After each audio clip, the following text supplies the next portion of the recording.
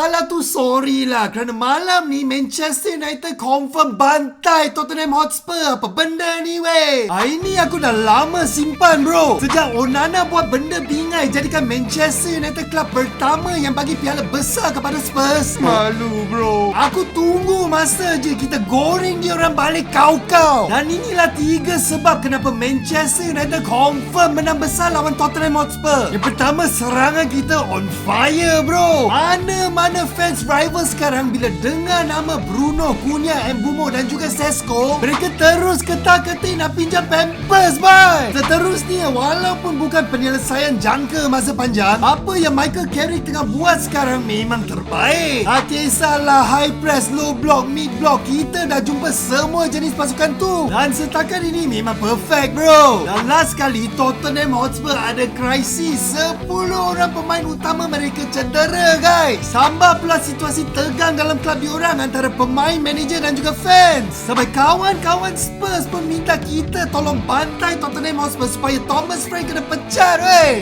Malam ini jangan cakap abang tak poyo. Manchester United menang 3-1. Pendapat korang macam mana? Komen kat sini.